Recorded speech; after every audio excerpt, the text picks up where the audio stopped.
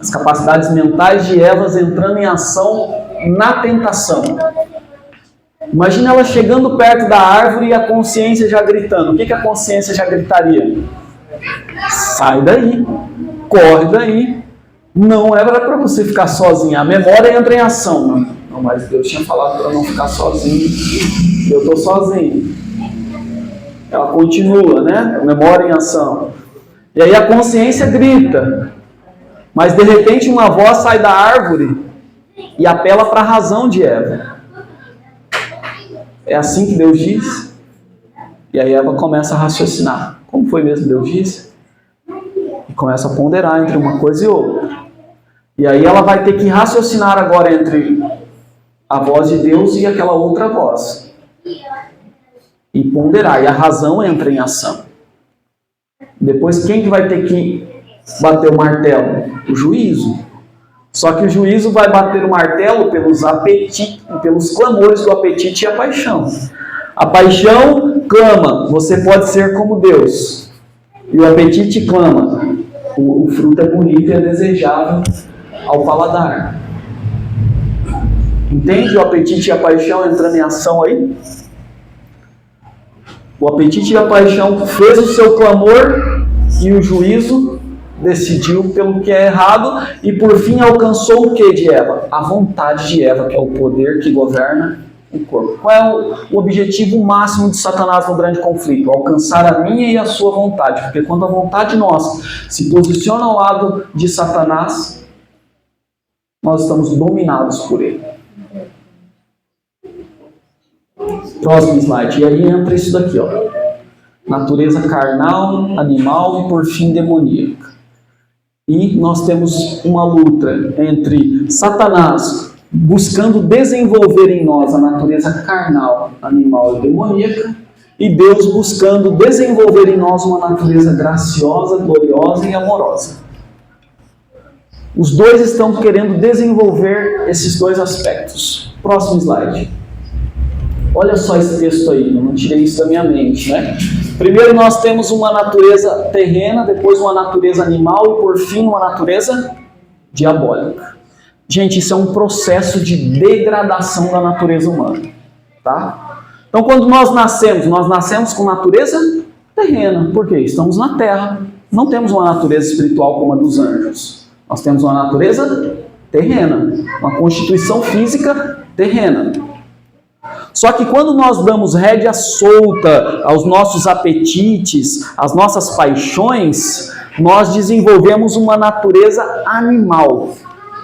Quais são as características de uma natureza animal?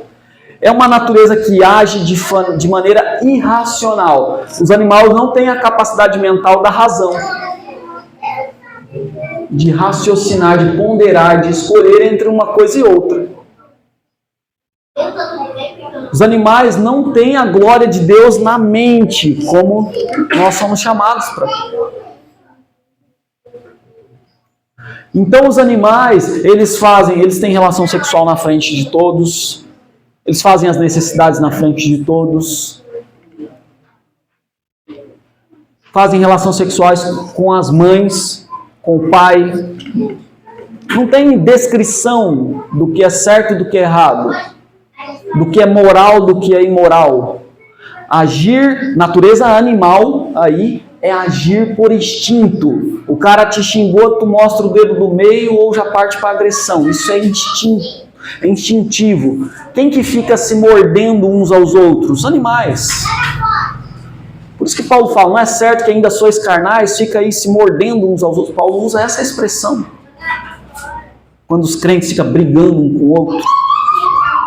Isso é a natureza animal sendo desenvolvida em nós. É os animais que brigam. Um touro brigando um com o outro lá, por nada. Uma cerca dando choque e eles ficam brigando lá um com o outro. Quebra tudo. Se machuca, se regaça. Uma natureza animal age por instinto. Não é racional aquilo. Não é. E aí, quando você vê dois jovens se pegando na rua, se beijando, no meio de todo mundo, isso daí é a paixão, dominando a razão. A razão não está agindo mais. E por fim, pode ser diabólica, quando você vê dois homens se beijando. Aí já não é mais nem animal, porque os animais não fazem isso. Aí já é demoníaca, que é o terceiro estágio da degradação da natureza humana, quando ela se torna demoníaca. Por que Deus matou os antediluvianos e os sodomitas? Porque eles não eram mais natureza animal nem terrena, eles eram natureza diabólica. Chegou um estágio de quererem ter relação sexual com os anjos. Isso é diabólico. Deus só traz juízo sobre a humanidade quando a natureza deles se torna diabólica. Deus destruiu com água e fogo dois grupos de pessoas porque chegaram num nível de natureza diabólica. É o grau mais baixo que os seres humanos podem chegar, mais distante da natureza espiritual amorosa do caráter de Deus que os seres humanos podem chegar. E nós fazemos isso, cooperamos com isso quando damos rédea solta aos nossos apetites e paixões pervertidas. Isso fortalece a natureza animal e, por fim, diabólica. Próximo slide. Então, no grande conflito, Deus usa a graça, força e poder, e Satanás usa as astutas ciladas. Próximo slide. Já só faltam 2 slides, tá, irmãos? Então, Satanás, ele reuniu os anjos caídos logo após a queda dos seres humanos. E qual era o objetivo dele nessa reunião com os anjos caídos? Desenvolver um plano para fazer o máximo de mal possível à família humana. Os líderes ali do exército de Satanás deram cada um suas opiniões de como fazer um plano, até que por fim Satanás mesmo teve o seu plano. Está no livro Temperança, tá? Está escrito lá. Satanás mesmo teve o seu plano. E qual que era o plano? Ele iria pegar os cereais, iria pegar a uva e transformar em venenos. Para quê? Para arruinar a constituição física, mental e moral dos seres humanos. E por fim ter inteiro, em verdinho ali, inteiro controle sobre eles. Qual o objetivo máximo de Satanás? Inteiro controle, é dominar a nossa mente. Para isso ele tem que acessar a nossa vontade. Como que ele faz isso? Começando do apetite.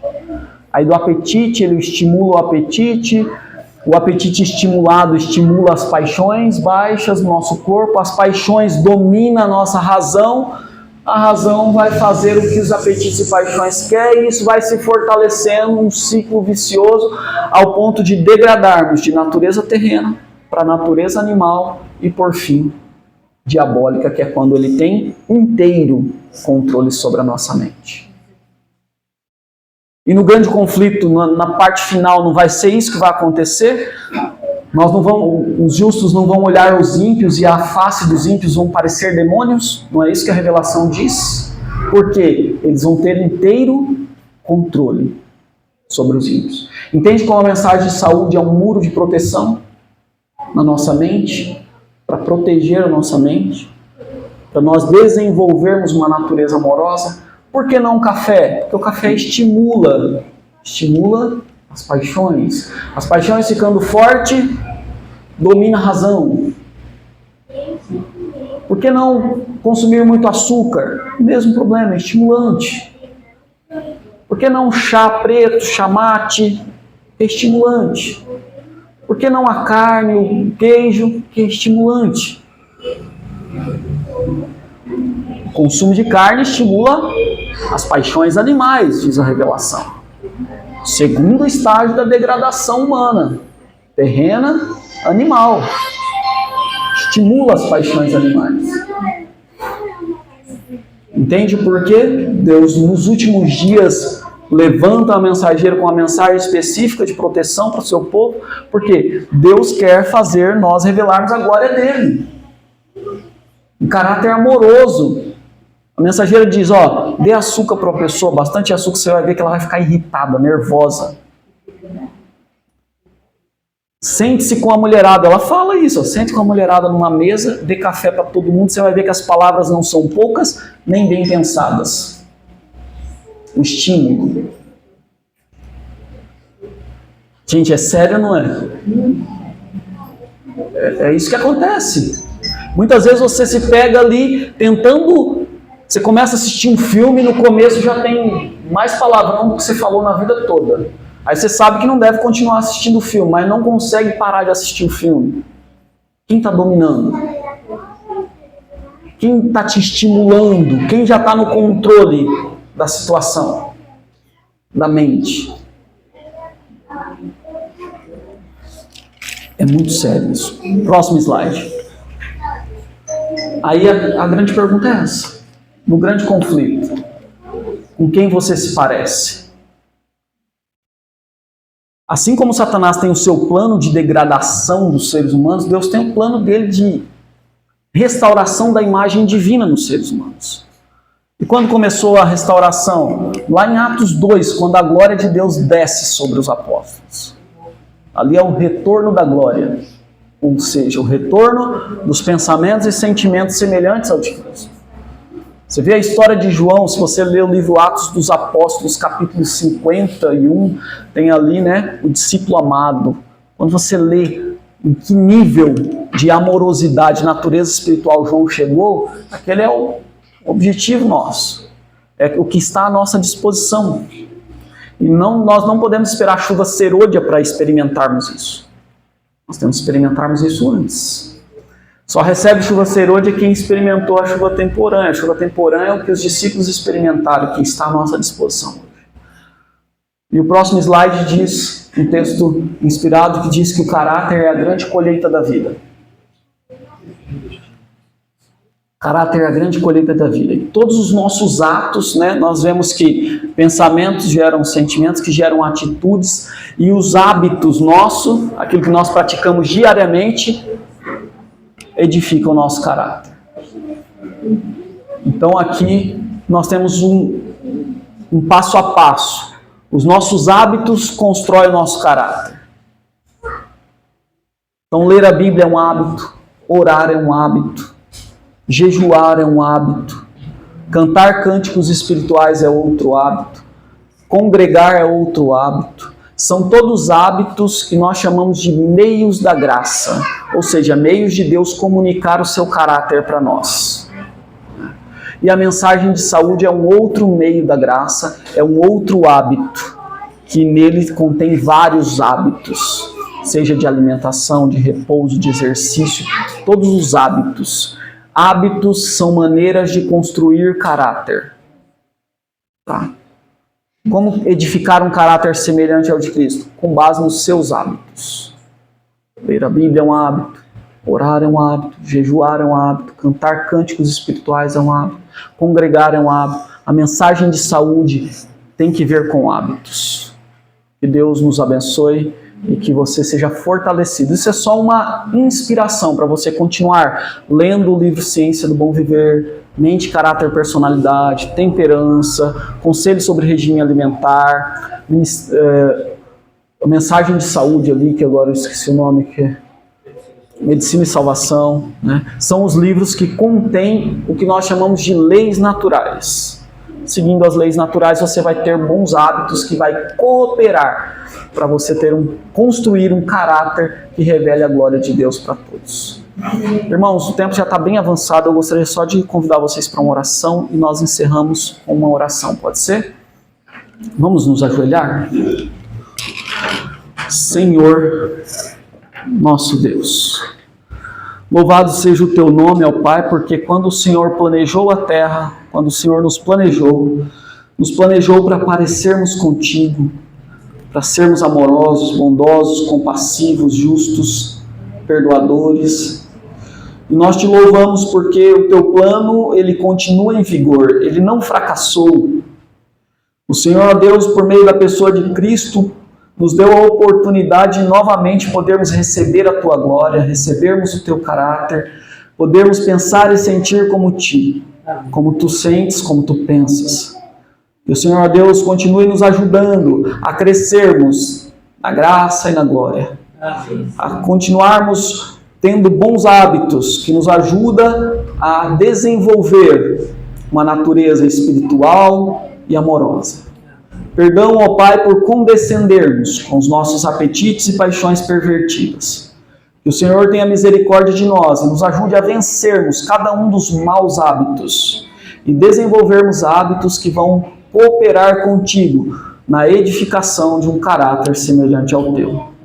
Para que quando o Senhor volte, antes disso mesmo, o Senhor possa colocar o selo da sua aprovação em nós e derramar a sua serôdia, para estarmos preparados para o grande conflito contra as forças do mal, contra aqueles seres demoníacos que o Senhor vai nos proteger, já tem nos protegido. É em nome de Jesus que oramos. Amém, Senhor. Amém.